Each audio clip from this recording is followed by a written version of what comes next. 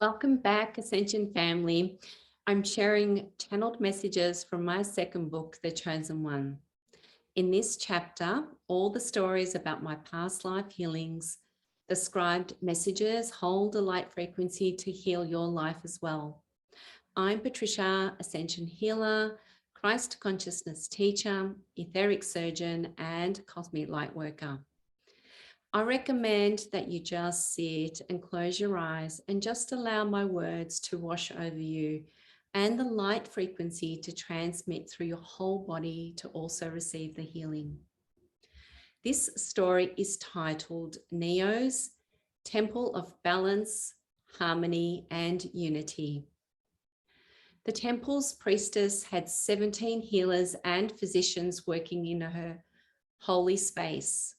The time era was just preceding Atlantis. People were a lot more aware of their energy needs and their body's health requirements. So the temple's healing work and medicinal products were commonly and frequently sought after. Nephrite was teaching, mentoring, and conducting small classes to further educate and ready her next dozen or so healers in varying modalities.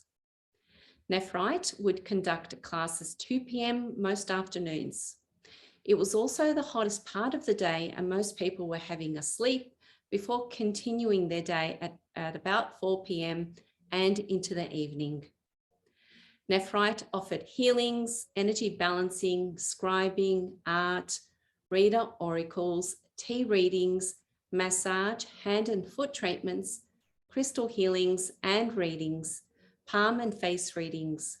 Her temple was very busy and had to meet demand. She had to ensure her healers were ready to cater for all situations and status.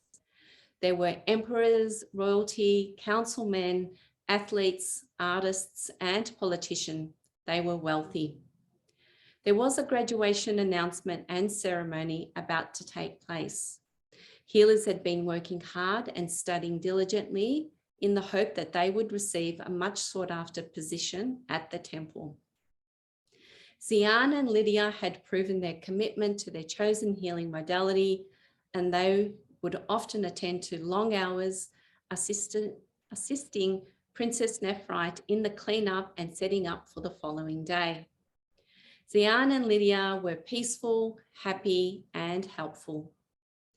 The other students and workers had passed comment on how they are trying too hard or that they had no self-respect, which was completely untrue, and their comments were derived from jealousy. The priestess knew that their commitment, and that was exactly part of the practice which born great healers. They were able to disconnect from ego and engage with complete dedication. She watched them closely after months of training and made her own assessment. They had all of the elements required to encompass their role and follow the criteria of what she was made famous for, Neo's, the Temple of Harmony, Balance, and Unity. They would come from all across Greece and Mesopotamia and sometimes from faraway lands. The gathering took place and the murmuring of voices were respectfully hushed. Nephrite stepped onto the platform wearing the most beautiful purple gown, finished with a golden headpiece, gold belt, and sandals. She was a picture of light and a true goddess to aspire to. When Lydia and Zian were called to accept their ceremonial decree and accept their initiation, both women were very pleased. They had both come from poor backgrounds and no support from anyone. They made their studies a pure force of passion and a direction without distraction. Nephrite handed them their golden wands. They were healing wands, which would provide protection and ability from the gods, but could also be used in healing clients as well as for gridding and clearing homes. It was a beautiful tool and highly regarded with a great respect for its owner and capabilities. There was a group of students who were shocked and revolted. Their comments included, how could they be awarded entry? I can't believe it. What? No. At that point, many faces turned to them to hush the obvious disruption to the ceremony. These jealous students were questioning the priestess's decision and continued with their childish comments. How could she allow such inexperienced young girls to be in a goddess role? It's ludicrous. The two main offenders were considerably older in age, and they had often made the younger healers feel inexperienced and inadequate. Whilst being a loyal and working tirelessly for some years, these two healers seemed to be forever in schooling and not achieving any certified nor personal growth or goals. Nephrite acknowledged this, of course, but because of the two 50-year-olds appeared to mentor and impart wisdom to the younger ones, she allowed this cycle to see its journey to reveal to her as she trusted. Nephrite trusted in what was revealing and presented to her always. She believed the situation was purely to develop and nurture the students and support the future of the temple. But on a personal level for the two senior women, the truth was they feared the responsibility and the required growth that they need to embrace. If they were to be temple healers, yes, they had aging chronological years, but lacked the vision, strength, and brutal honesty to assess the years of ignoring their personal issues and growth lessons. There would be no more hiding behind veils. They would have to display leadership and decision-making. In truth, they were terrified.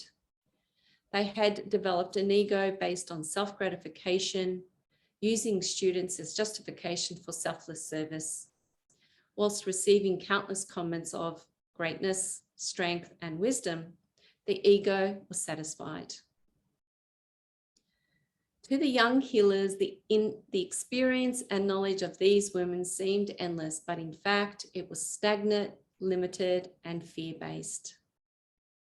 Lydia and Xian were given their accreditation, and finally, Nephrite publicly acknowledged the less than favorable display of her senior students.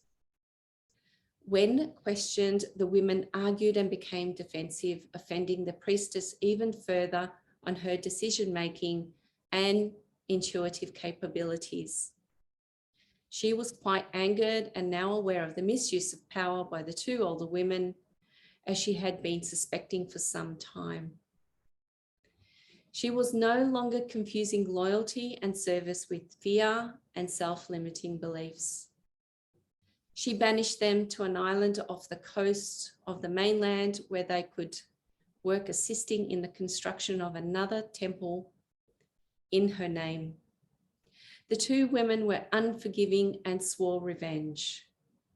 Thank you for showing me this important clearing has taken place. Love and light. Amen. Thank you once again for taking the time to listen to another channeled message for you. In the description below are all links to services and products till our next